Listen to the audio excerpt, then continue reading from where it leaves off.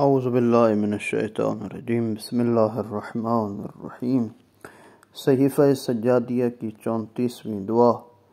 گناہوں کی رسوائی سے بچنے کے لیے یا کسی کو گناہ میں مبتلا دیکھتے تو یہ دعا پڑھ دے: اے معبود، تیرے ہی لیے تمام تعریف ہے، اس بات پر کہ تو نے گناہوں کے جاننے کے بعد پردہ پوشی کی اور حالات پر اطلاع کے بعد عافیت و سلامتی بخشی۔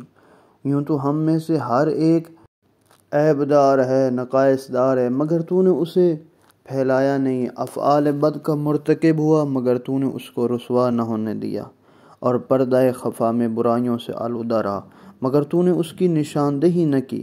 کتنے ہی تیرے ہیں ایسے کام جن کو تو نے اجازت نہیں دی لیکن ہم نے انجام دیے، لیکن تو اسے چھپاتا رہا مگر ہم نے اس سے پھر بھی تجاوز کیا۔ کتنی ہی برائیاں تھیں جو ہم سے سرزد ہوئیں، کتنی ہی خطائیں تھیں جن کا ہم نے ارتکاب کیا، حالانکہ دوسرے دیکھنے والوں کی بجائے تو ان پر آگاہ تھا۔ دوسرے گناہوں کو پھیلانے کی قدرت رکھنے والوں سے تو زیادہ ان کا افشا گر کرنے والا تھا، مگر اس کے باوجود ہمارے بارے میں تیری حفاظت، نگہداشت ان کی آنکھوں کے سامنے پردہ، ان کے کانوں کے بالمقابل دیوار بن گئی۔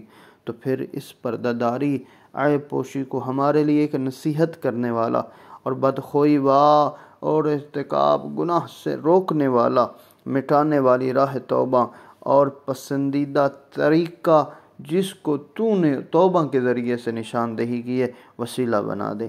اس راہ پیمائی کے لمحے سے ہمیں قریب کر، ہمارے لیے ایسے اسباب مہیا نہ کر جو تجھ سے ہمیں غافل کر دیں، اس لیے کہ ہم تیری طرف رجوع کرنے والے ہیں، گناہوں سے توبہ کرنے والے ہیں۔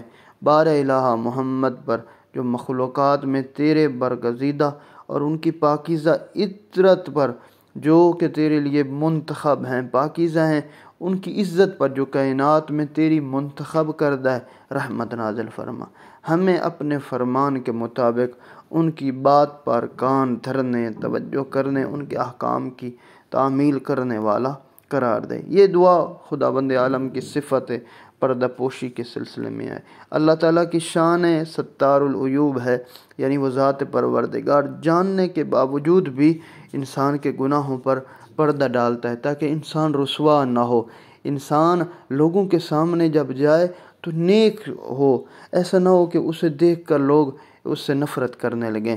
ذات پروردگار اتنا رحیم اور کریم ہے، وہ نہیں چاہتا کہ کوئی بھی ایسا ہو جو دوسروں کے سامنے رسوا ہو۔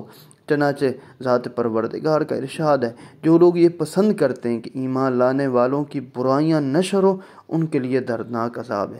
اللہ کو پسند ہی نہیں ہے کہ کوئی انسان دوسرے انسان کی عیب جوئی کرے، عیب گوئی کرے، ڈھونڈے اور لوگوں کو بیان، اللہ کو پسند نہیں، کیونکہ اللہ ستار العیوب ہے۔ وہ چاہتا ہے جس طرح میں بندوں کے گناہوں پر پردہ ڈالتا ہوں، اس لیے بندے دوسرے بندے کے گناہوں پر بھی پردہ ڈالیں۔ بہرحال اس دنیا میں پردہ پوشی کا نفسیاتی طور پر یہ اثر ہوتا ہے، بندہ اس کی مرحمت، عیب پوشی کو دیکھتے ہوئے خود اپنے مقام پر شرمندہ ہوتا ہے، اور شرمندگی اسے جھنجھوڑتی ہے، توبہ کی راہ دکھاتی ہے۔ وہ جذبہ ممنوعیت سے متاثر ہو کر گناہوں سے دستبردار ہونے کا ارادہ کرتا ہے، اور اسی طرح دوسرے لوگ اگرچہ ویسے ہی گناہوں کے مرتکب ہوتے ہیں یا ہوتے رہے ہوں، اس پر زبان تان کھولتے اسے مورد الزام ٹھہراتے ہیں، لیکن ذات پروردگار ایسا نہیں ہے۔ اگر انسان توبہ کر لے، اللہ کے حضور معافی مانگ لے، وہ ذات پروردگار کبھی شرمندہ بھی نہیں کرتا اور کبھی یہ نہیں کہتا کہ تو اتنے گناہ کرتا رہا، تو یہ گناہ کر، نہیں۔ وہ ذات پروردگار کے حضور انسان خلوص نیت کے ساتھ جب جائے اور معافی مانگے تو اللہ اسے معاف کر دیتا ہے۔